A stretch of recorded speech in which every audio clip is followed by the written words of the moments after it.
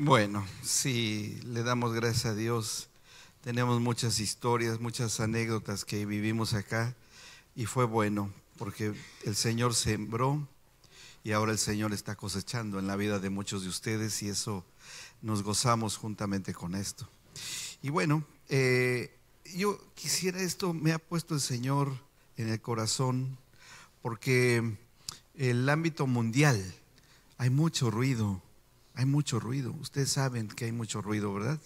Y sobre todo, parece que, no parece, está dirigido a las familias. Por ser este lugar un centro en donde se convoca, el Señor convoca a sus hijos, tiene una gran importancia que nosotros tengamos una comprensión mayor, un discernimiento y un entendimiento mayor, porque las cosas en estos tiempos se están definiendo cada vez más.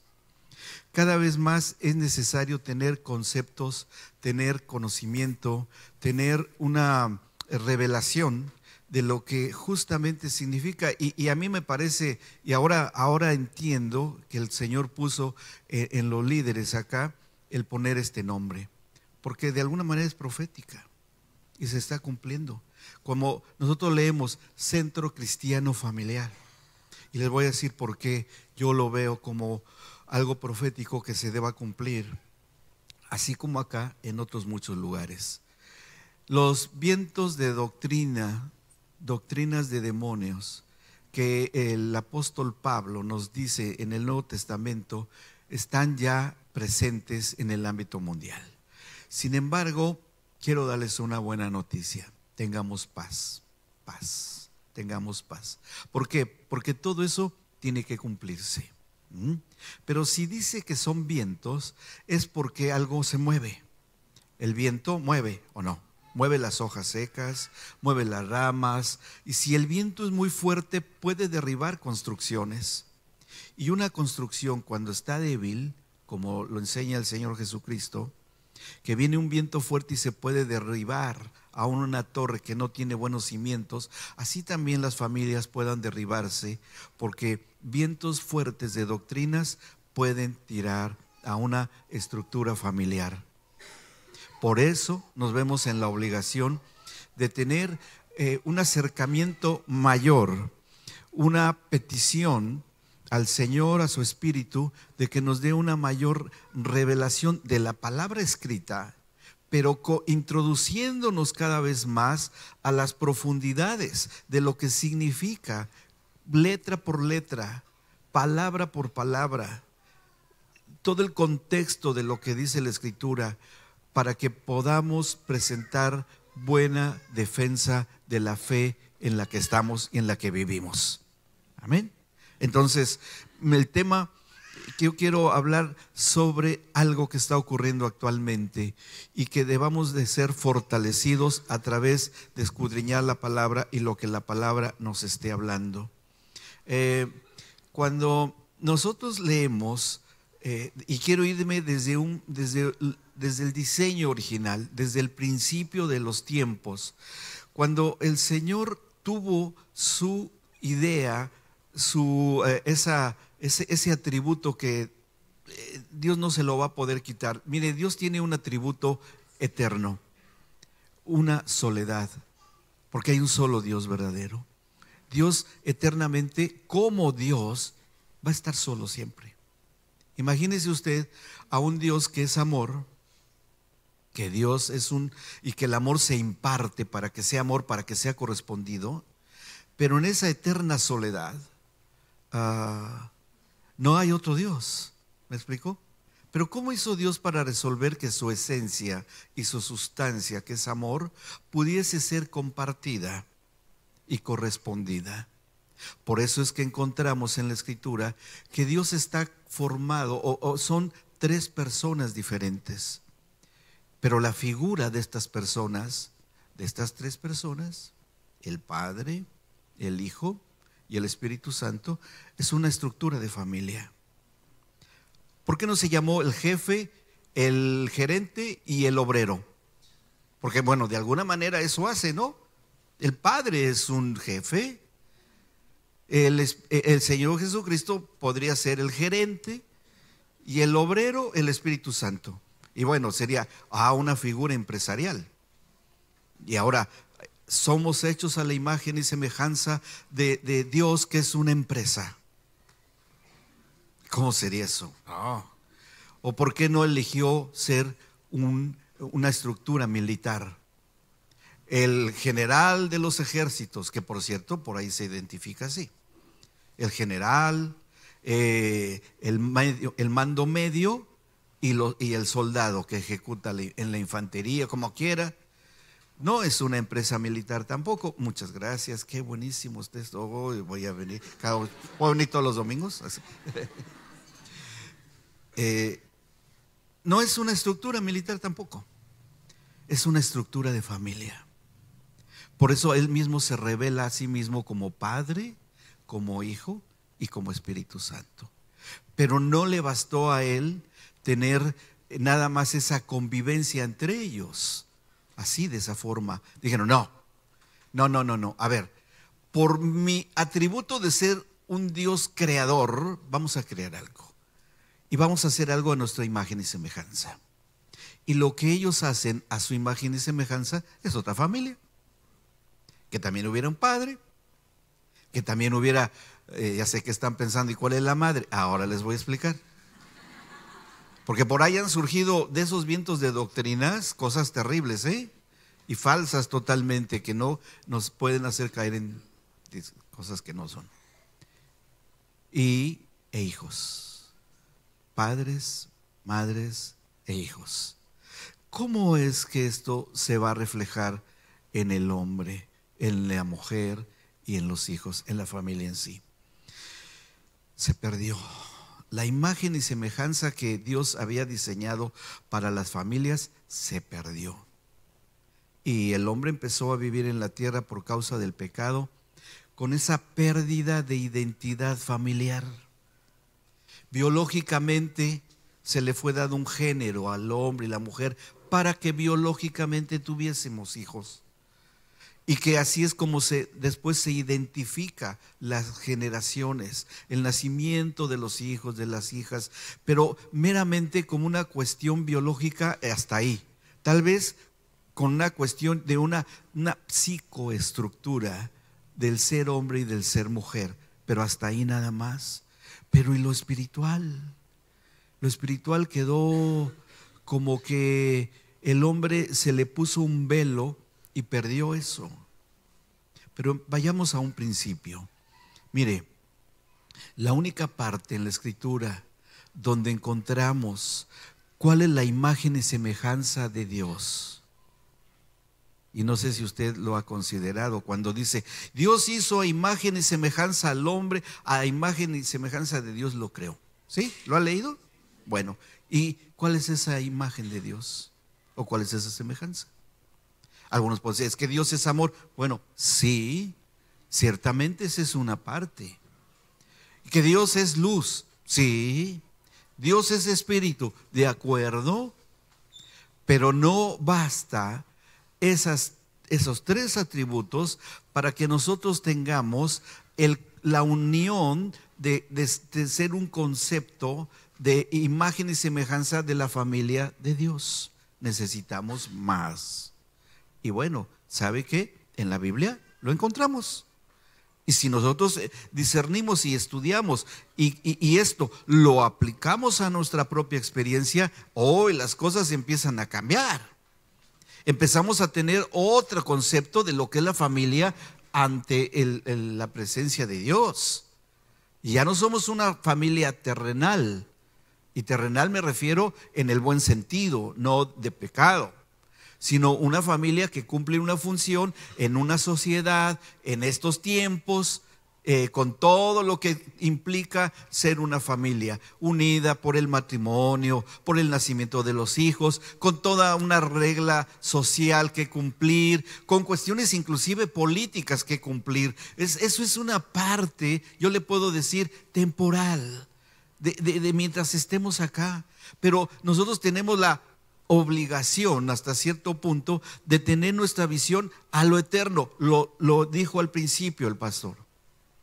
Debemos de tener puestos los ojos en la eternidad, y la familia no está excluida de esa visión espiritual eterna. Vamos a ver, la única parte en la Escritura donde nosotros podemos encontrar que se nos habla de esa imagen y semejanza que el hombre y la mujer tiene. Escúcheme, porque yo le voy a decir un principio importante y espiritual. Sí, mire, antes de que vayamos a este punto, quiero que leamos otro. En Gálatas capítulo 3, mire lo que dice acá, versículo 28. Esto parecería algo desconcertante, pero lo va a entender bien. No se preocupe. Vamos a leer 27 y 28 de Gálatas 3. Dice, porque todos los que han sido bautizados en Cristo, ¿qué dice ahí? De Cristo están revestidos. Bien. Y el 28 dice, ya no hay judío ni griego, no hay esclavo ni libre. Sorpresa, no hay varón ni mujer, porque todos ustedes son uno en Cristo Jesús. Ya no hay varón ni mujer. En Cristo ya no hay género, porque somos uno con Cristo.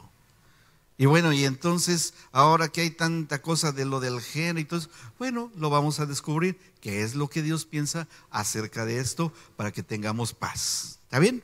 Bueno, con este principio eterno de que, y entendiendo bien lo que sabían muy bien los discípulos de ese tiempo, ya no hay judío ni griego, es decir, ya no hay religioso ni intelectual, ya no hay esclavo ni libre de los sistemas del mundo, no hay varón ni mujer del género, porque todos somos uno en Cristo Jesús. Y esto es regresar al diseño, al principio del diseño divino, de llegar a ser nuevamente uno en Cristo Jesús.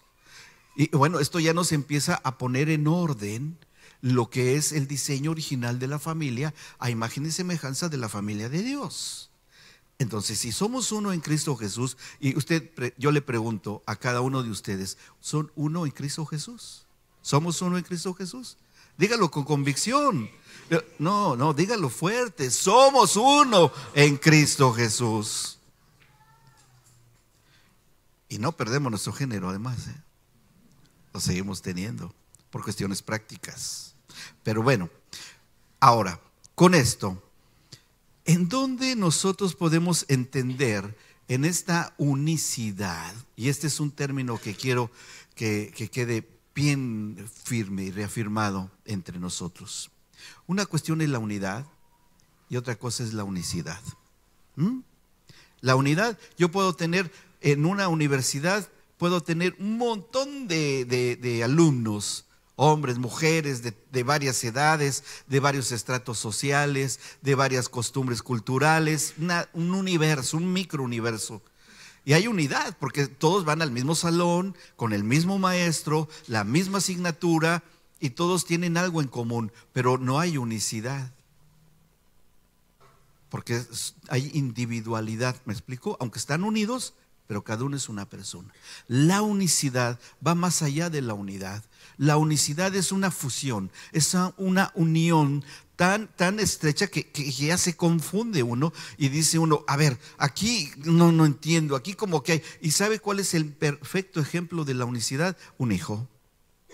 Porque tiene de mi esposa y mío. Y está fusionado en una sola persona. ¿Está bien? Y uno dice, tiene los ojos de su papá. Y sí, y tiene la boquita de su mamá. Bueno, de aquí de dos se hizo uno. La unidad con Cristo es igual. Esa unicidad de dos se hizo uno. Y el ejemplo para que nosotros podemos llegar a esa unicidad es a través del matrimonio. Esa unicidad matrimonial y los dos en Cristo, el hombre y la mujer, nos hace que seamos y estar perpetua y eternamente unidos a Cristo, para que se cumpla lo que dice ahí en Gálatas, que escribe Pablo: ser uno en Cristo. ¿Me explicó? ¿Ve? No es complicado, no es complicado, yo lo veo muy claro. Ahora, esta unicidad aplica en esta imagen y semejanza, que es a la que quería yo llegar. Y vamos a Daniel capítulo 7, donde habla el profeta Daniel. Ustedes conocen la historia de Daniel, es una historia dramática, es una historia que tiene su trasfondo terrible, porque cuando Daniel fue llevado preso a Babilonia fue castrado. No sé si ustedes sabían. Él se le perdió la posibilidad de engendrar hijos biológicos, pero engendró por medio de la palabra profética una disposición impresionante de lo que había de ser, y se está cumpliendo. Bueno, Daniel capítulo 9, y leamos ahí, Daniel 7. Y vamos a leer esto que está aquí, que a veces no lo entiende bien, qué significa. Y es la única parte donde está en la Biblia, por cierto. Capítulo 7, versículo 9. Dice así: estuvo mirando hasta que fueron puestos tronos, y se sentó un anciano de días, cuyo vestido era blanco como la nieve, y el pelo de su cabeza como lana limpia. Su trono llama de fuego, y las ruedas del mismo fuego ardiente. Oh, qué extraña visión la de Daniel. Y uno dice ahí, un anciano de días, vestido de blanco, con el pelo blanco en la cabeza, como lana limpia. Y uno, ¿qué puede imaginar así? Una imagen de un viejito, ¿no? Sí, que a veces hemos encontrado en estampitas del club que ya les conté, y ahí encontramos ahí esas estampitas que hay, y no es así. Eso tiene un significado. Vamos, hay otra aquí, de lo mismo, en el versículo 13. Otros podrían decir, no, a ver, usted no ha leído la Biblia, se nota que no la ha leído, porque en el capítulo 1 del Apocalipsis dice que se presenta exactamente el mismo personaje con lana, en el cabello como lana limpia, vestidura blanca resplandeciente.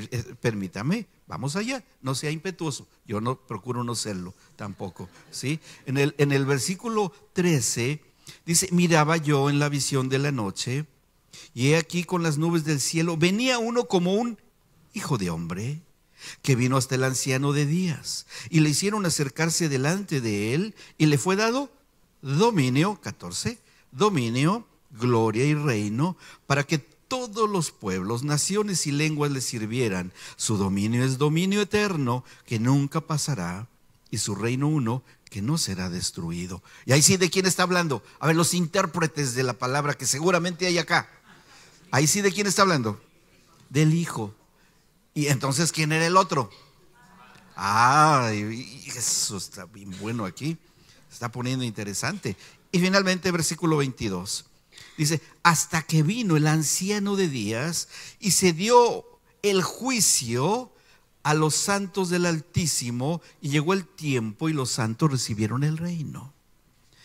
¿Quién es este anciano de días? Uno puede presupone, es el Padre, sí, pero no es una imagen física, no es una circunstancia de edad física, que sea un viejito bonachón y simpático parecido a Papá Noel, pero en versión flaca. No es así. No, entendamos lo que significa en la Biblia anciano de días. Y aquí nosotros podemos encontrar, por el contexto que se está dando por la visión de Daniel, que está hablando de una pelea espiritual tremenda contra unas bestias, de los últimos tiempos que ya empezamos a vivir, que hay un contexto de guerra espiritual, de contienda, de autoridad, de dominio, de supremacía contra un enemigo. Está hablando entonces de ese tipo de autoridad. Entonces, dentro del contexto, lo que podemos entender, que este anciano de días, una de las primeras características que él tiene es autoridad y gobierno. No lo olvide, autoridad y gobierno. A ver, repita conmigo, autoridad y gobierno. Bien, ahora, no solamente entendemos que sea autoridad, el pelo blanco significa, y las vestiduras blancas a la vez, dos cosas: sabiduría y permanencia. Sabiduría y permanencia. Estas tres cosas que que encontramos en este anciano de días, por eso de días, de que habla de días de 24 horas, no, habla del tiempo de Dios también, con las vestiduras, habla de santidad también, que esta imagen que se le revela a Daniel es las características dentro de todos los atributos que tiene Dios mismo, omnipresente, omnisciente, todos los atributos, que Él es inmanente, es decir, que siempre ha existido Él no fue creado, siempre ha sido. Están estas características, y es precisamente esta imagen que se le da a la familia, porque ahí está el Hijo del Hombre, y el Hijo del Hombre, que es Cristo, pudo mostrarse al mundo con esa imagen, y de la cual nos hace partícipes, porque somos coherederos, y Él es el primogénito entre muchos hermanos. Entonces quiere decir que dentro del diseño de Dios, aparte de su esencia y sustancia, de que Él es amor, de que Él nos imparte de su sustancia y nos da de su genética, nosotros también en el diseño original, hombre y mujer, porque ahí cuando estaba Adán recién creado, estaba Eva ya ahí dentro del propio Adán, en una unicidad ahí contenida. Esta imagen le fue dada al hombre desde el principio, para que ejerciera autoridad y gobierno en la creación, para que tuviera santidad, para que tuviera permanencia o eternidad, y que tuviese también dentro de estas características sabiduría, que obtendría a través de todo lo que el Señor le dijo a Adán: comerás del fruto del árbol de vida, tendrás una relación y comunión conmigo permanente, yo voy a venir a visitarte en la casota que te hice, que se llama el universo, y bueno, ahora vives en un departamento que se llama tierra, ¿verdad? Pero todo el universo es tu tierra, es tu herencia, y vamos a vivir juntos, y yo te voy a visitar, y vas a tener tal autoridad y gobierno sobre todo lo creado, que vas a poder manejar la creación con sabiduría, que vas a obtener de lo que yo te voy a dar, para que manejes correctamente, trabajes, labres, guardes y vivamos felices como familia. Así de sencillo era para Dios. Pero el hombre, en la desobediencia, ustedes conocen la historia, no la voy a decir, todos la conocemos, perdió esa relación. ¿Y qué es lo primero que se haya afectado? La familia. Lo primero que se afectó fue esa separación. Y el hombre entra en una circunstancia espiritual de ser inoperante en el espíritu. No pierde el espíritu, queda inoperante, queda atado, ya no se puede mover, queda cautivo, queda sujeto ahora al enemigo de Dios y enemigo común, que quiere destruir hoy a la familia. No le conviene que las familias sigan activas aquí en la tierra. Entonces, cuando viene esta separación y esta inoperancia del espíritu, y el hombre nada más se queda con el concepto de familia de acuerdo al mover de sus estructuras sociales de convivencia, y de acuerdo a la historia, como se fueran dando las civilizaciones que fueron floreciendo en las generaciones, así es como se fue dando el movimiento y la estructura de la familia. Encontramos familias, ustedes pueden leer o vemos en documentales o cómo eran las organizaciones familiares en los tiempos antiguos, pero de todas maneras la figura esencial de la familia no se perdió, siguió y siguió, porque ¿de qué otra manera se podrían procrear los hijos? Si no es a través de la unión de un hombre y una mujer, ¿o no? Creo que eso lo sabemos bastante bien. Quiero decirles algo. Todo lo que está fuera de ese cumplimiento de leyes que el mismo Señor creó, todo lo que está fuera de eso es una creencia. Se cree que, creo que, y eso es algo de fe, ¿o no? Una creencia, ¿tiene que ver algo con la fe? Sí, ¿verdad? O sea, yo creo que va a ganar mi equipo preferido de fútbol. Oh, bueno, tú crees, pero yo creo otra cosa, que va a ganar el mío. Pues yo declaro en fe que va a ganar X. No me meto en problemas, por eso no doy nombre de equipos. Ya me ha ido mal en otros lugares, me han sacado. Porque el pastor Leiva es el que no era. Y la creencia de que yo creo que yo soy así está en el terreno de la fe. ¿Está bien? Escúcheme bien. Todo aquel que crea basado en una ideología está en un terreno de la fe. Pero la realidad es otra. La realidad, conforme a lo que es tangible, lo que el mismo Señor creó y estableció.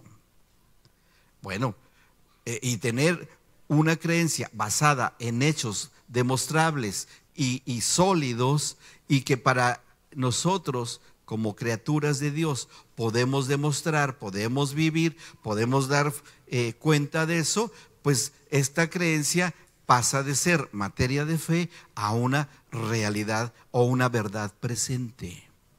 ¿Está bien? Entonces nuestra verdad presente no es una creencia en la cuestión del género, es una verdad y una realidad conforme al diseño de Dios. Entonces yo decir, yo creo que yo soy, no. Y una ideología choca y es diluida y es terminada cuando hay puntualmente comprobación de todo tipo sobre algo en lo cual estamos parados, en una plataforma que es eterna y sin ningún cambio, inmutable. Y la genética del hombre es inmutable, ¿o no? Eso no se puede cambiar porque yo lo creo. Esa es una ideología. Y está bien, el que cree, como hay libertad de creencias, cada quien puede creer lo que quiera. Está bien, tú crees, está bien, cree, hay libertad, cada quien es libre. Pero en la cuestión de nosotros, los que somos hijos de Dios, es otra cosa. Y ahí vamos a encontrar un dato interesante. Mire, el Señor, cuando Él, que conoce los tiempos, sabía que en estos tiempos se iban a dar todos estos movimientos sociales, se iban a dar todas estas turbulencias. ¿Por qué? Porque de alguna manera el género humano tiene que pasar por una depuración. Y el Señor tiene toda la autoridad para hacerlo porque Él es el creador de la humanidad, ¿o no? ¿Verdad? Y el alfarero prueba la calidad de su producto, veámoslo de esa forma. Y Él tiene que verificar y saber, decir, esto está correcto, esto no, esto está bien. A ver, todo tiene que ser probado.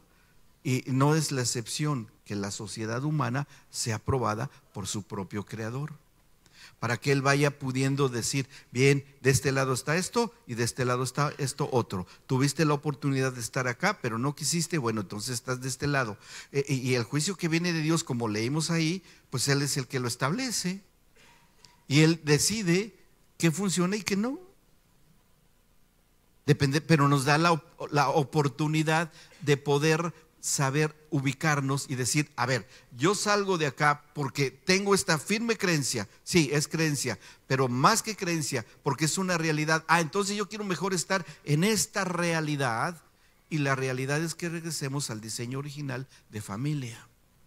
Cuando nosotros estamos en este diseño original de familia, cuando están bien definidos cuál es nuestra postura, a dónde vamos, que empezamos a obtener todo lo que Dios le dijo en un principio a su imagen y semejanza del hombre, de la mujer, de los hijos como familia, para en esta unicidad ser una sola familia con Él, tenemos asegurada la eternidad, hermanos, en la voluntad de Dios, sin duda, sin problema, lo cual nos da a nosotros, o nos debe de dar, paz de saber, vendrán muchas cosas y muchas cosas que criticarán, tratarán de destruir, de cambiar, de transformar a lo que es, en este caso, el punto que nos ocupa, que es la familia, pero no nos va a afectar si tenemos nuestras convicciones bien firmes. Ahora, y el Señor lo anunció, no crean que se quedó Él mudo,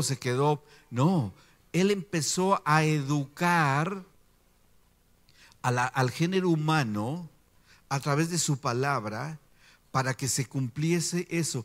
Y hay dos cosas muy importantes que el Señor tenía que hacer para lograr volver a reincorporar a las familias a su imagen y semejanza de familia. Y hizo dos trabajos fundamentales. Primero, él pensó y dijo: voy a trabajar sobre el individuo, sobre cada hombre, sobre cada mujer en lo personal. Pero también voy a trabajar para que el ámbito donde ellos puedan volver a vivir y moverse y eternamente estar acá, voy también a trabajar sobre eso para que los ámbitos vuelvan a recuperarse porque se habían perdido. Y a través de todas las manifestaciones que tuvo el Señor en la historia, desde la salida del hombre y la mujer desde el huerto del Edén, fue traer revelación, fue traer a través de hacer pactos eternos con ciertas personas para que esto se cumpliese y él pudiera cumplirlo cuando viniera su Hijo Jesucristo para lograr esta unicidad. ¿Me explico? ¿Cómo le hizo el Señor? ¿Y cuáles eran esas dos cosas fundamentales que he mencionado? Lo personal, que empezó a profetizarse a través de los profetas del Antiguo Testamento que habría de venir un Mesías Redentor, que habría de venir el Señor Jesucristo. Ustedes leen Isaías 53 y habla de ese, el siervo del Señor, todo lo que iba a sufrir, todo lo que iba a padecer y cómo es, y el mismo Daniel después lo dice, que se habría de cumplir a través de la crucifixión, ¿sí? Para llegar a un punto álgido, un clímax en la historia de la humanidad delante de Dios. Lo profetizaron muchos, todo es el principal protagonista y autor del Antiguo Testamento, es el Señor Jesucristo, en todas las formas y las maneras, a través de la Pascua, a través de que Él mismo levantó hombres con un perfil que debía de darse en las familias hoy, el padre de familia, la madre de familia, las enseñanzas que encontramos. Por ejemplo, encontramos en Proverbios la mujer virtuosa. ¿Se acuerda? ¿Sí? ¿Cuántas veces lo ha leído la mujer virtuosa? ¿Cuántas mujeres de acá dicen, yo ya voy en la número tantos? No, mejor ni pregunto, no. Pero, y también del varón no es para menos. También en el varón hay muchas referencias para que se vaya cumpliendo puntualmente cada uno de los perfiles que el varón debe tener. ¿Y saben dónde está maravillosamente descrita de manera profética lo que habría de cumplirse en Cristo Jesús en el levantamiento del tabernáculo? Está buenísimo eso. Cuando el Señor le ordena a Moisés que tenga que hacer el tabernáculo, tenía que hacerse algo que venía del cielo, tenía que hacerse algo aquí en esta dimensión material, porque así trabaja el Señor, ¿sí? Entonces cuando el Señor piensa y dice, a ver, Moisés, vas a hacer un tabernáculo. Y el pobre de Moisés sabía hacer pirámides, pero no sabía hacer tabernáculos. Él sabía, no, de piedra, Señor, de triangulito, con la cámara secreta del rey y los pasos. No, Moisés, eso ya déjalo. Eso es terrenal. No, tú vas a hacer un tabernáculo y este tabernáculo va a tener ciertas características. Pero el Señor, a la vez que le estaba diciendo la planeación del tabernáculo, el Señor estaba pensando en otra cosa más que había de hacerse a futuro. ¿Qué fue lo que pensó el Señor? ¿Y cómo es que ahí se estaba anunciando no solamente el tabernáculo en sí como un lugar de encuentro con Dios, sino y qué relación tendría con la familia? Uy, es interesantísimo. A mí me fascina eso. Mire, cuando el Señor le dice a Moisés, lo voy a hacer, voy a procurar hacerlo sencillo, si no nos va a llevar todo el día acá. Va a tener 3 secciones. El lugar santísimo, ¿cuál más? A ver, ayúdenme para acordarme porque se me olvidó. El lugar santo y el atrio, ¿sí? 3 partes, ¿ok? Dice, a ver, este tabernáculo que tú vas a hacer, y te voy a mandar a alguien que lo va a saber hacer.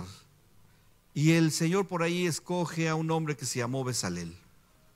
Bezalel significa sombra, esa es su traducción, ¿sí?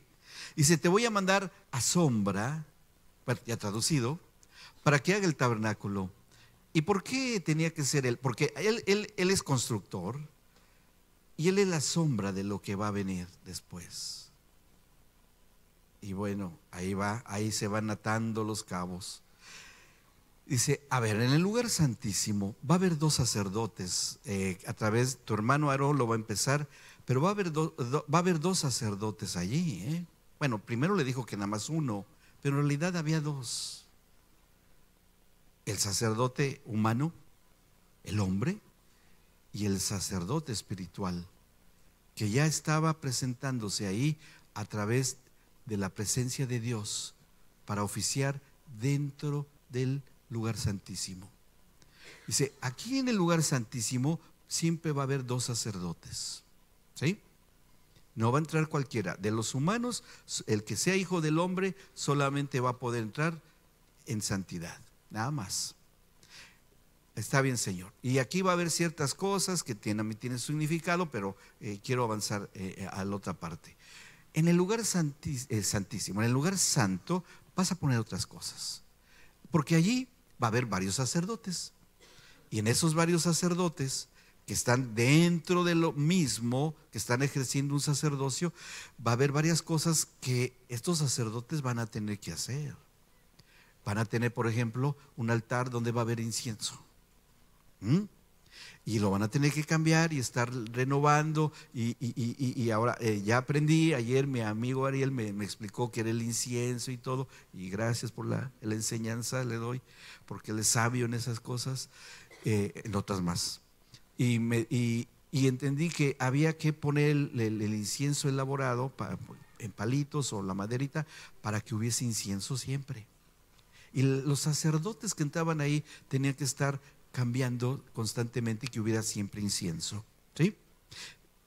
Que fuese rociada la sangre, que solo hacía el sacerdote principal cuando pasaba por ahí. Y el candelero. ¿Se acuerdan del candelero? El menorá, ¿sí? Que tenía, ¿cuántos brazos tenía? ¿Y qué eso qué representa? Porque en la punta tenía lamparitas. El Espíritu Santo. Lo sabemos, requete bien eso. ¿Y qué hacían los sacerdotes que estaban ahí? ¿Qué tenía que hacer? Que las lamparitas no se apagaran, que estuvieran prendidas siempre. Y siempre estarle poniendo aceite de oliva. O sea, estos sacerdotes tenían que preparar el aceite, buscar las olivas, que fuera un aceite purificado, que con todo un montón de trabajo, hasta parecía trabajo doméstico, de estar en una cocina, ¿no? Machacando la oliva, extrayendo el aceite, buscar el fueguito, que estuviera, a ver, ¿está prendida la lámpara? Sí, está prendida, esa ya está apagando, corre el sacerdote que le toca, corran, que no se apague la lamparita, y ahí corría el sacerdote y prendía. Un trabajo de casa, buscar los palitos y ponerlos, un trabajo de casa. ¿Y qué hacía también? ¿Qué pasaba también ahí? Había una mesa. ¿Qué había ahí en esa mesa? ¿Cuántos panes había? Ya les traje examen. No dejo de ser maestro, ¿verdad? No se me quita la costumbre. Había panes, 12 panes, que era la mesa de los panes de la proposición. ¿Qué significaba qué cosa eso? De alguna manera, pan, alimento. Es decir, que debía de haber pan siempre, todos los días. Que este pan no faltara. Es decir, que el pan, estos sacerdotes tenían que estarlo renovando y que también se lo podían comer, sí, tenía que renovarse y tuviera siempre provisión ahí. Este ejercicio sacerdotal también tenía un fundamento que ellos siempre veían. En el candelero había labrados, granadas y flores. Y estas granadas, frutos, es la manera, por estar en el candelero que representa al Espíritu Santo, es el fruto del Espíritu. Y las flores son las obras que hacemos en esta vida, las obras buenas, las obras que son temporales como una flor, pero que siempre están ahí, por una flor de almendro. Estos sacerdotes, y ya quiero darle interpretación, el sacerdote que está en el lugar santísimo es el padre de la familia. los sacerdotes que estaban en el lugar santo, en la esposa y sus múltiples actividades en el ejercicio sacerdotal de la esposa. Afuera estaba el atrio, donde se quemaba la carne de las ofrendas, y el lavacro, donde estaba agua y un espejo, y ahí se veía la imagen. A ver, ¿a quién me parezco hoy? ¿No? Los varones, ¿a Brad Pitt? No, a mi artista preferida. No, ahí se ve la realidad de lo que somos y como Dios nos quiere mostrar el reflejo de Él allí. ¿Ves a Cristo ahí? ¿O qué ves? Sí, veo a Cristo, pero soy yo, pero veo a Cristo. Ah, perfecto, estás funcionando bien. Por cuanto estás quemado, has quemado tu carne en el holocausto, y la carne se ha quemado, y ese humo de esa carne ha subido a la presencia del Padre. Ahora sí, en el lavacro puedes ver la imagen de Cristo ahí. Entonces quiere decir que, y el sacerdote principal, que es Cristo hoy, que el varón de la casa, como padre de familia, ejerciendo ese sacerdocio espiritual, siendo uno con el sacerdote principal, que es Cristo, pueden ejercer en el lugar santísimo la comunión con el Padre. La esposa en el lugar santo, con todas sus múltiples funciones, que son bastante complejas, mantener activa la lámpara y el mover y la iluminación del Espíritu Santo, a través de estar constantemente llevando a los hijos en la oración con el incienso, a través de estar enseñando a los hijos y sostenido por el Espíritu Santo a hacer todas las obras buenas, agradables delante de Dios. Ahí también lo hace la esposa. Y está renovando el pan de vida, que es el conocimiento y la lectura de la palabra, siendo ella la encargada junto con su marido de que los hijos tengan diariamente el alimento. ¿Me explico? Y en el atrio, que las cosas, las obras de la carne sean quemadas. A ver, hijito, ¿por qué eres tan enojón? No está bien, te peleaste hoy, le sacaste sangre a tu compañero, y sabes que eso es contienda, eso es pleito, y eso no, eso tiene que desaparecer. Se está quemando la carne, y lo hacen los sacerdotes. ¿Me explico? El tabernáculo fue una imagen de lo que debía recuperar la familia en un ejercicio sacerdotal, de que nuevamente Eva se reincorpore y sea uno con su marido, y ambos sean uno con Cristo, para poder ejercer el sacerdocio y ser un real sacerdocio verdaderamente. Eso fue anunciado en el tabernáculo. Pero este perito constructor Bezalel era la sombra, después debía de cumplirse en Cristo. Y Cristo es el cumplimiento de esa sombra que fue Bezalel, a ser el perito constructor para que él hiciera algo. Ahora él va a levantar templos, no tabernáculos. Sí, así lo trata Pablo, como un tabernáculo, pero realmente lo que Cristo levanta es templos vivientes. Y los templos vivientes es cada uno de usted.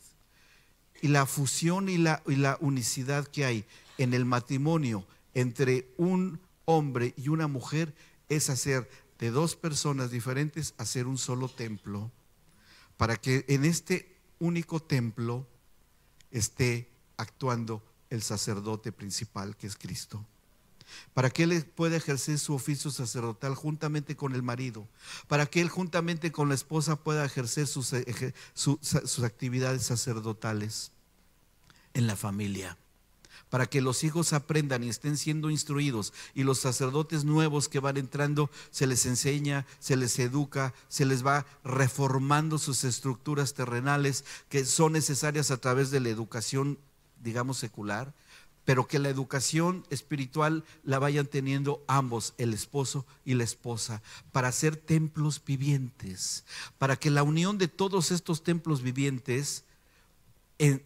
teniendo esa unicidad con Cristo, podamos comparecer ante el Señor como un solo templo, como una sola persona, para que finalmente nos podamos unir con Cristo en las bodas del Cordero. Y entonces sí, ya ser, no de género, porque Jesús dijo algo muy claro. Miren, en Marcos, una pregunta que le hicieron, y esto nos va a aclarar muchísimo acerca de las situaciones que se dan hoy en el género. En el capítulo 12 de Marcos, de San Marcos, versículo 25, estaban cuestionando a Jesús sobre la resurrección. Y el Señor dijo algo en unas cuantas palabras, pero que nos revelan muchísimo. En el 25 dice de Marcos 12, porque cuando resuciten de los muertos, ¿de quién habla? Habla de todos aquellos que estén incluidos en la resurrección, como nosotros estaremos incluidos. Dice, porque cuando resuciten de los muertos, ni se casarán, ni se darán en casamiento, sino serán como los ángeles que están en los cielos. ¿Qué significa esto?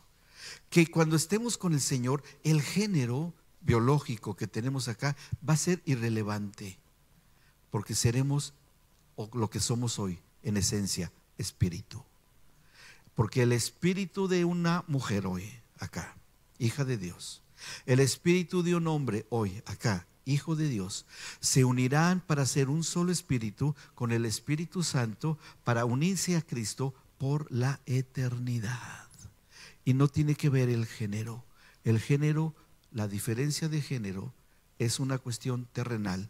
Es importante porque es la administración y mayordomía para darle hijos a Dios. Lo que el mundo quiere, el sistema perverso del mundo, no todo, el sistema, el mundo en esencia, que está el principio de la iniquidad. ¿Cuál es su anhelo y deseo? Que el hombre ya no tenga hijos, porque de esa manera ya no le da hijos a Dios. Se pierde la capacidad de la procreación. Ya en algunos países se está dando, ¿o no? En algunos países ya hay crisis. Están pagando para que los matrimonios tengan hijos. Ahora hay muchos matrimonios jóvenes que dicen, no queremos tener, queremos disfrutar de la vida, y bueno, no es así. Y menos tener hijos espirituales, que los hijos de Dios sí podemos tener. Y en el ámbito de lo espiritual podemos tener hijos uno tras otro y generaciones de hijos, porque finalmente también son espíritu. Entonces el género para la eternidad es irrelevante cuando seamos uno con Cristo Jesús. Cuando el Señor Jesucristo profetizó que Él levantaría el templo en 3 días, que lo derribaría y en 3 días sería levantado, Él estaba hablando de levantar estos templos. Y levantar estos templos necesitan un lugar donde vivir, ¿o no? Y el Señor no nos iba a hacer que tuviésemos esta reforma espiritual, esta categoría en ese tiempo, de vivir en un lugar de corrupción, en un lugar de perdición y de maldad. Por eso es que Él va a preparar el ámbito espiritual, que es la segunda misión que el Señor Jesús cumplió. Y tenía que ser 4 cosas importantes que Él cumpliera. Estas 4 cosas que Jesús vivió es para proporcionarnos a nosotros un ámbito de dignos hijos de Dios, de hijos del Dios Altísimo. Estas 4 cosas son, se las menciono rápidamente. Que se restableciera la comunión con el Padre, ¿sí? Primera, que se restableciera la comunión con el Padre en un ámbito espiritual de convivencia y de aprendizaje. Segunda cosa, que el sistema y manejo de la creación fuese con autoridad y gobierno, como lo que leímos del anciano de Días, ¿se acuerda? Eso es recuperar esa imagen. Cristo nos volvió a llevar a recuperar esta imagen de Dios como familia y como individuos. Tercero, y muy importante, que por ser el anciano de días, que después Cristo lo identifica como su Padre y nuestro Padre, cuando Cristo ora en el Padre nuestro, Él no dijo, y así orarán, Padre mío, mío, mío, mío, mío, mío. ¿De ustedes quién sabe? Padre mío que estás en los cielos. ¿Eso dijo? ¿O cómo dijo Jesús? Y sabe que esa invitación de pertenecer a la paternidad no fue cualquier cosa. Por eso lo querían crucificar. Cuando oyeron los fariseos que decían, ¿cómo que Padre nuestro? A ver, nosotros somos hijos de Abraham. ¿Y cómo te dices hijo de Dios? No, hay que matarlo y crucificarlo. Por eso lo querían crucificar. Pero Él nos invita a la paternidad. Nos dice, no solamente es mi Padre, también es tu Padre. También tú eres un hijo, una hija de Dios. Puedes tener acceso. Cuando Él revela esta paternidad que se nos regresa a la familia del Padre. Y Cristo lo dijo con eso tan sencillo: Padre nuestro. Por eso dice: no digas a nadie Padre en esta tierra, porque hay un solo Padre, el que está en los cielos. Y Jesús invita a adquirir esa comunión a través de la familia, en lo individual y colectivo. Después, tercera cosa. Cuarta cosa que el Señor establece: no solamente va a ser la comunión, no solamente va a ser la familia a través del matrimonio y la familia, no solamente va a ser el gobierno y autoridad sobre la creación, sino que también Él nos lleva, gracias a la redención, a recuperar la administración y la economía de las cosas creadas. Cuando Cristo fue condenado, las cuatro representativos de esas cuatro condenaron a Cristo en la cruz. Fue vendido por monedas, por Judas. ¿Se acuerdan? 30 monedas de plata. ¿Sí? Ahí está el acto terrible de venderlo por un jornal de un día, de un obrero, 30 monedas de plata, porque la plata no tenía mucho valor para los judíos, no como nosotros. Ahí hubo una transacción y una venta del Hijo de Dios. Y Cristo lo aceptó, porque le dice a Judas: lo que vas a hacer, ve a hacerlo ya. Y él sabía que lo iba a ir a vender para entregarlo. Y Cristo aceptó eso. ¿Pero por qué lo aceptó? Porque se echó encima el precio a pagar de un sistema económico y productivo corrupto. ¿Me explico? Él lo tomó. Cuando lo llevan los sacerdotes preso y lo acusan de que era un blasfemo, de que dijo que iba a levantar el templo y lo iba a levantar en 3 días y todo. Cuando hace eso Jesús y él se calla, y los sacerdotes: ¿qué no oyes lo que te dice? Y confiesa. Él no dijo nada, porque el sistema de la comunión y relación con Dios estaba totalmente corrupto. Y la misma institución que Dios puso a través desde Moisés y Aarón, ahora ya está corrompida y llena de pecado. Echa su pecado sobre Cristo, y Cristo lo toma y dice: yo tomo el pecado de este manejo corrupto de la economía. Cuando es llevado con Pilato, y Pilato le dice: no, ¿qué andas haciendo? Y bueno, yo te puedo salvar, y bueno, todo lo que conocemos ahí en la historia. Y le dice Pilato: ¿qué no sabes que yo te puedo salvar?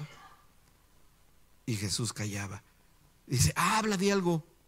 Y no decía nada Jesús. ¿Por qué? Porque Él se echó sobre sí todos los sistemas políticos corruptos sobre la tierra, y el pecado de todos los sistemas políticos. Por eso los hijos de Dios estamos tranquilos, porque todo eso ya fue redimido por Cristo, y ningún sistema político va a prevalecer sobre lo que el Mesías ya hizo. Ya no se puede regresar a la historia. Entonces, toda la cuestión política corrupta. Y miren, entre más cosas terribles haya, sistemas de dictaduras, sistemas impositivos crueles y desequilibrados, en el que valen más las cosas que las personas, etcétera, todo eso Cristo lo llevó en la cruz. Cuando las instituciones corruptas echaron su pecado sobre Él. Y última cosa, cuando es llevado delante a ser exhibido ante las familias, que lo exhiben, que lo cambian por Barrabás, ¿qué dice la multitud que estaba reunida? Su sangre sea sobre nosotros y sobre nuestros hijos. Y sabe que ahí fue redimida la familia, porque el pecado de la familia, de menospreciar y llevar a la condenación a Cristo Jesús, ahí y a través de las generaciones, Cristo toma sobre sí todo esto y dice: ya está, consumado es. Todo el ámbito donde van a crecer las familias lo voy a llevar a la cruz para prepararles morada a los que crean. Y ya está completo el plan. Después los apóstoles a lo largo del Nuevo Testamento nos van dando cuenta de cada una de las cosas que sucedieron, y quien mejor lo explica y quien mejor nos los dice que se cumplieron todas y cada una de estas cosas fue ni más ni menos que fue el apóstol San Pedro. Cuando Pedro está hablando acerca, entendámoslos de esta forma, que fue hecho por medio y para la familia, habla acerca de la sabiduría. Miren, vamos a leer primero Santiago 3:13, porque esto es algo de lo que se recupera de esa sabiduría de la que hablé al principio. 3:13 de Santiago.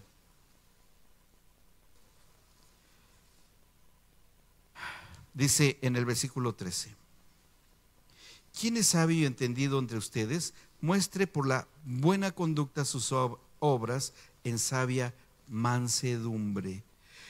Y cuando Santiago empieza a hablar, aquí nosotros vemos que ya empieza esa restauración, esta adquisición de esa imagen del anciano de días aplicado en lo individual y también como familia. Y vean cómo unimos aquí cabos. Aquí empezamos a relacionar lo que se habló y se profetizó en el Antiguo Testamento, en el tabernáculo, que después con el Salomón y el templo de David también se cumplen muchas cosas, pero no lo tocamos porque es muy largo. Pero el 14, vean cómo se va acabando la obra de la carne y empieza a resurgir el fruto del Espíritu que se anunció en el tabernáculo, en el candelero. Dice: pero si tenéis celos amargos y contención en su corazón o en su espíritu, no se jacten ni mientan contra la verdad.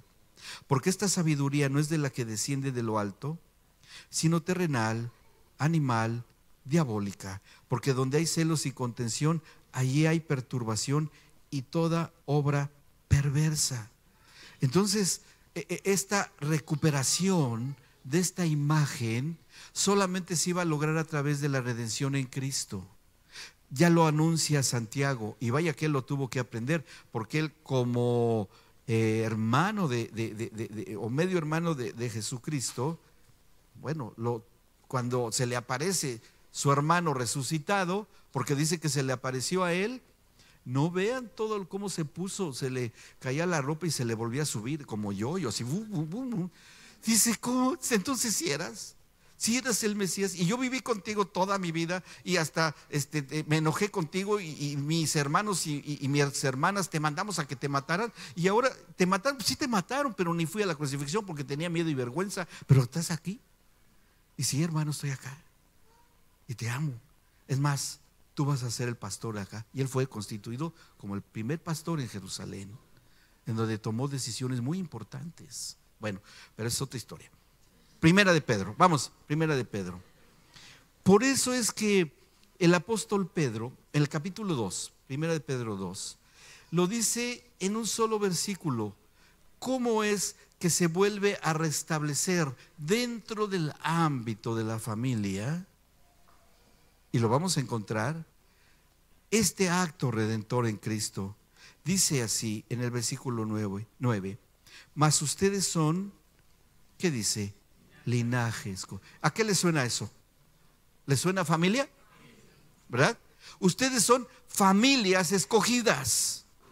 Y miren, en la humildad y mansedumbre, ahora hechos a la imagen y semejanza de Cristo. No es que estamos hablando, porque el mundo lo manejó con una supremacía de raza, como una supremacía biológica, ¿se acuerdan, verdad? Sí que ha habido muchos. Bueno, nosotros los hijos del Dios Altísimo, nuestra no es ni supremacía, porque todos están invitados, y la redención en Cristo fue invitado todo el que crea, todo el que cree está invitado. No hay acepción de personas porque es pecado, pero es una cuestión de adoptar y creer y sumarse a la fe en Cristo Jesús. Así es que esto es para el que desee y quiera entrar en esto. Dice: mas ustedes son linaje escogido, familias, padre, madre, hijos escogidos. ¿Escogidos por quién? Escogidos por el Señor. Porque Él ve que su genética está ahí presente, y el padre nunca va a negar a sus hijos. ¿Sabe usted cuándo el Señor nos transfiere su genética? Cuando decimos con la mente, el espíritu, el cuerpo, confesamos a Cristo, creemos en Él y hacemos una confesión delante del Señor pública, si eso es sí o no puede ser, pero ejecutamos las tres partes de nuestro ser. Lo hablo con mi boca, cuerpo, lo entiendo con mi mente, razonamiento. En un acontecimiento espiritual, mi espíritu está en las tres áreas de nuestro ser en acción. Y cuando yo digo: creo que el Señor Jesucristo es mi Señor y Salvador, lo confieso como mi Señor y Salvador, creo que Él resucitó de entre los muertos, Él resucitó y ahora yo estoy juntamente crucificado con Él. En esa acción, Él llega al Espíritu Santo, y así como incubó la vida en Adán en un muñequito de barro, le sopló y le dio vida, así como el Espíritu Santo cubrió a María y le puso de su genética para que fuese concebido el Hijo de Dios, y toma de la humanidad de María para que fuese el Hijo del hombre a la vez, el Hijo del hombre y el Hijo de Dios a la vez, le llena de su genética. Así también a nosotros, igual. Y Él nos pone el gen de Él en nosotros. ¿Sabe usted que se descubrió que esto es una verdad? Que un científico descubrió el gen de Dios. Y tiene hasta nombre científico, ¿eh? Y no es un científico cristiano, a él no le interesa nada, ni promueve la religión ni nada. Pero él descubrió que las personas que tienen fuertes convicciones espirituales, se les forma un gen nuevo. Así como se forma un gen nuevo con el alimento transgénico, porque eso pasa, ¿sí? Cuando comemos un alimento transgénico, ¿qué pasa? Nos aparecen genes enfermos o no sé, X. Por eso el peligro de los alimentos transgénicos. Así como en una persona adicta y alcohólica ahora sí que genera genes, es una redundancia, que puede heredar a los hijos, y los hijos nacen con estos genes que le hacen propensos a adquirir una adicción, porque ya está la información genética. Bueno, con esos mismos mecanismos de lo que Dios creó, en cualquier persona, el Espíritu Santo lleva y nos hace que nos aparezca este gen. VMAT2 se llama científicamente, y no estaba en otras personas. Los que se dicen ateos no lo tienen, y lo probaron científicamente. Solamente lo tienen los que tienen convicciones espirituales.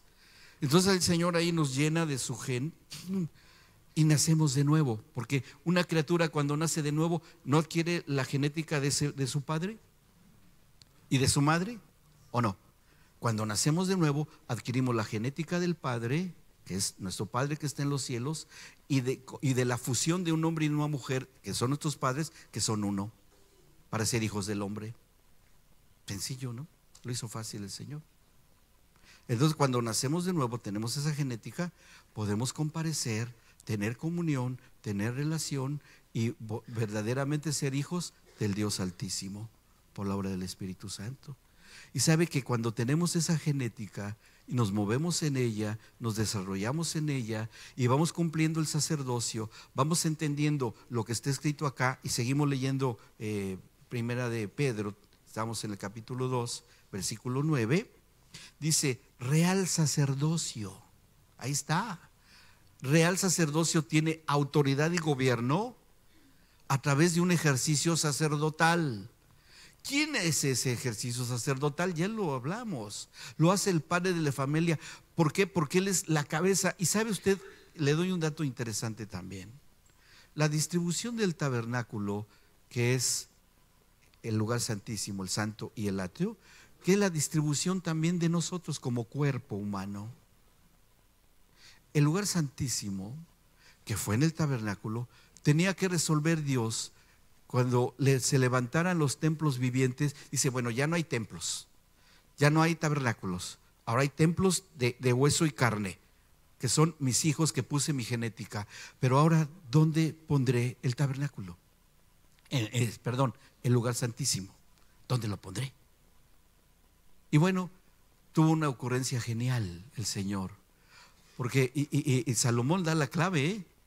Cuando inaugura el templo, en el primer libro de los Reyes, capítulo 8, versículo 1, no lo leo, nada más se los menciono, porque Salomón dijo que el Señor habita en la oscuridad. Y tratando de entender qué significaba esa palabra oscuridad, significa bien curioso, una traducción bien singular, porque se traduce como cabeza, cerviz, que se inclina en la oscuridad, que no se ve y que destila algo y que fluye algo. Eso significa oscuridad ahí. Y bueno, dice, bueno, ¿y cómo? ¿Y qué tiene que ver eso? ¿Para qué relación tiene? Bueno, porque también la ciencia, y esa es la ciencia que sí es buena, si es que se le puede llamar buena, bueno, provechosa, porque muchos descubrimientos los hacen los hijos de Dios. Bien, descubrió algo, que dentro del cerebro están las partes en donde se hacen todas las actividades espirituales y no sirven para otra cosa, que están adentro de nuestra cabecita, donde no hay luz, hay oscuridad total, y de donde aquí de la cabeza fluye toda la información a todas las partes centrales del cerebro, del cuerpo totalmente, para que levantemos nuestros bracitos y adoremos, para que también tengamos una interacción para hablar en diferentes géneros de lenguas, para que podamos nosotros aprender y tener entendimiento espiritual de la palabra de Dios, y todo por esta actividad aquí dentro de esta oscuridad, dentro de nuestro cráneo, en esas zonas cerebrales. Y lo descubrió la ciencia también, lo comprobó con estudios que hicieron. Ese es el lugar santísimo para el espíritu, donde mora el espíritu. Y como está ahí el oficio sacerdotal de Cristo y el padre de familia, por eso dice Pablo, el varón es cabeza de la mujer. Por eso. ¿Y la mujer dónde está? No se preocupe, también. Acuérdese que somos uno, ¿sí? Y donde está el esposo está la esposa, ¿está bien? Bueno, no se pueden separar. Lo que Dios juntó, no lo separa el hombre. La mujer está en la parte de lo que, y es hermosa, donde está la mente de Cristo, que es el alma. Ahí está ejerciendo su sacerdocio, en esa mente de Cristo, con toda la inteligencia espiritual, con toda la capacidad de la administración, de la mayordomía, para que siempre esté funcionando el espíritu con ellos y con los hijos, para que esté ejerciéndose la voluntad de rendirse delante de la presencia del Señor, de que esté siempre presente la oración, que esté enseñando la oración a los hijos, para que esté subiendo el incienso de la oración al Padre. Wow. Y la parte externa, el cuerpo, es el templo, la cobertura, en la cual las obras de la carne tienen que morir en sacrificio constante por medio de la alabanza. Entonces ya quedó el plan. Y eso nadie lo puede modificar.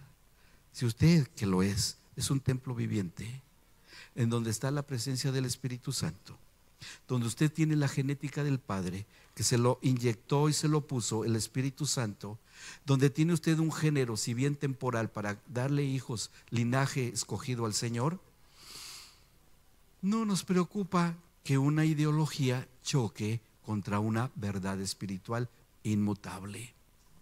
Nos movemos en una verdad presente, eterna e inconmutable.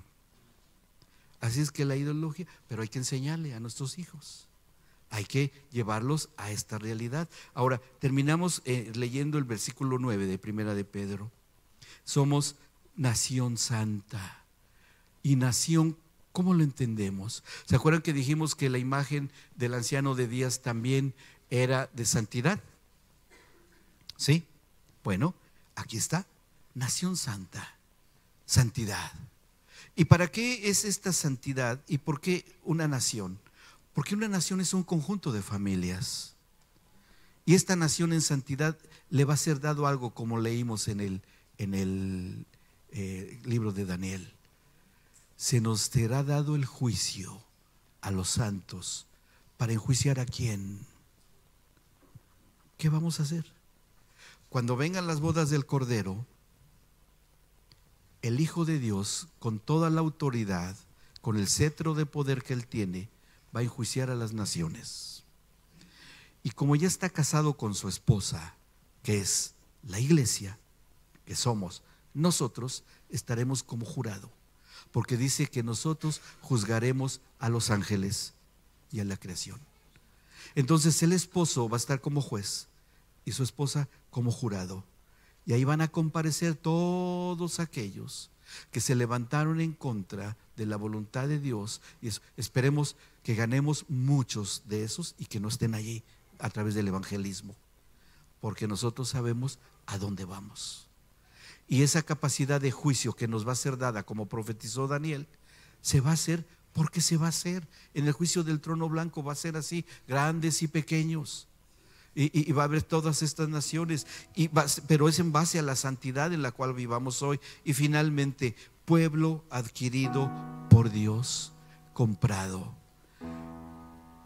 costó la venta del Hijo de Dios por 30 monedas de plata, pero era necesario que Él padeciera para que redimiera las instituciones, el ámbito donde las familias debemos vivir, porque no nos iba a dejar una creación bajo corrupción, contaminada, hostil, con tanta cosa que el hombre mismo ha provocado, con envenenamiento de la creación, con todo ahora lo del cambio climático, que puede ser o no responsabilidad del hombre, pueden ser ciclos que se vengan, siglos tras siglos, puede ser lo que sea, pero no es el propósito de Dios que hubiera eso.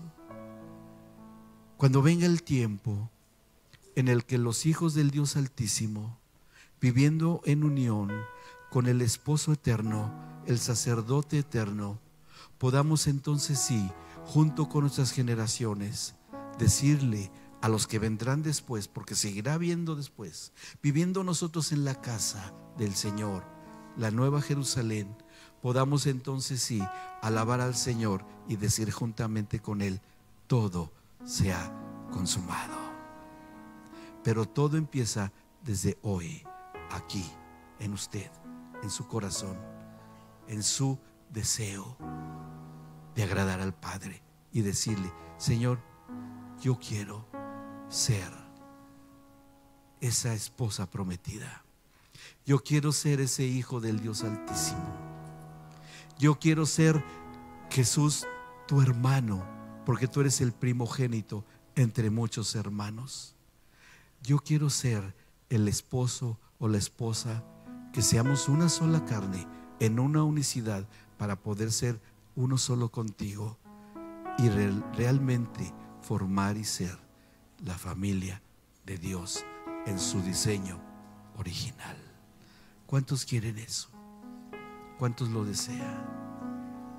Mire, sea lo que sea que usted haya vivido como familia, sea lo que haya usted pasado como familia, por experiencias desagradables, tristes, algunas de muerte, algunas con mucho dolor, pero ¿sabe qué? Que eso, el acero tiene que ser templado por el fuego para que tenga dureza y fortaleza. Y verdaderamente la espada del Espíritu de dos filos pueda separar las cosas de nuestra carne, de nuestros huesos, de los tuétanos, y que verdaderamente, conforme vayamos viviendo la experiencia de permanecer crucificados en Cristo, porque esa fue la noticia del Evangelio, de un Cristo crucificado. Y si nuestra carne verdaderamente está crucificada ahí, y también bajamos al infierno con Cristo, entonces sí, el poder de la resurrección,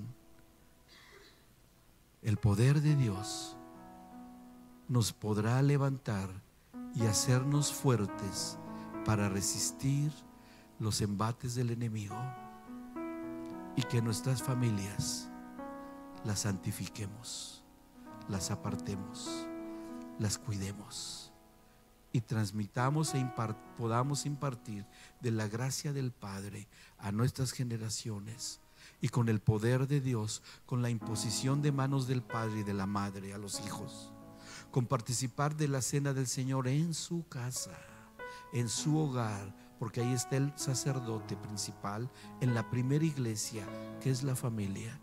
Podremos celebrar juntos en la segunda iglesia, que es esta, una reunión de familias en santidad, alabando y adorando a nuestro Padre, y decirle: Padre nuestro que estás en los cielos, hágase tu voluntad, así en los cielos como en la tierra, en mi familia.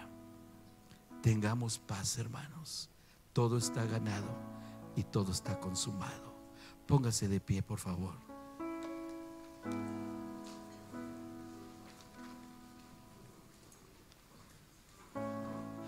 Puede cerrar sus ojos, por favor. Puede levantar sus brazos. Levante sus brazos. Pongamos en acción cuerpo, alma y espíritu. Y con una disposición con la mente de Cristo, no con el análisis racional, no con su experiencia personal, no con su intelectualismo o su ignorancia. Eso es terrenal para sobrevivir en este mundo. No, con la mente del Hijo de Dios, con una mente del Hijo del Dios Altísimo. Usted la tiene, ya usted, hombre y mujer, son hijos e hijas del Dios Altísimo, con esta voluntad santificada, con este entendimiento de tener comprensión espiritual, con esta capacidad de amar, porque Él nos ha impartido de su gracia y esencia, de su sustancia de amor, con esta disposición de decirle, como estos templos vivientes que somos, y confirmarle y decirle: Padre amado, tú has puesto en mí tu genética, tu gen completo. En el libro de la vida que eres tú, Cristo, has escrito todas esas cosas que hoy nos llenan para conocerte a ti, el único Dios verdadero, para entenderte y amarte a ti, Jesucristo nuestro Señor, para vivir siendo dirigidos e impulsados, redarguidos y convencidos por tu Santo Espíritu, y hacer de nosotros en lo individual hijos, hijas dignas de ti, reformados y transformados en auténticos hijos de Dios.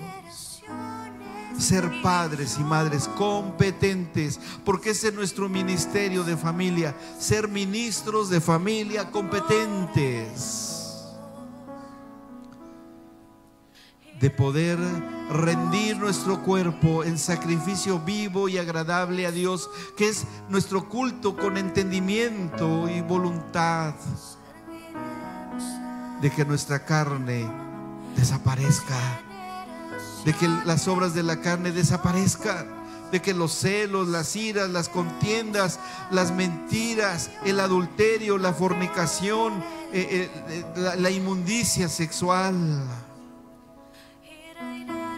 de que todo lo que a ti te ofende sea quemado en el altar.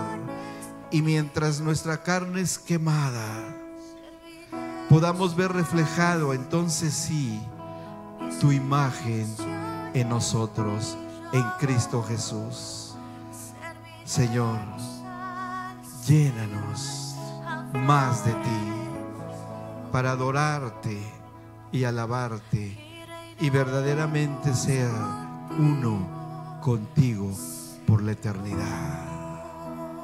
Le pido a los que están aquí como matrimonio, si están ahí sus hijos o familiares, que se tomen de la mano. Si están, se tomen de la mano. El Señor vio a Adán como uno solo. Adán fue el que le puso nombre a Eva cuando ya estaban separados, haciendo una separación.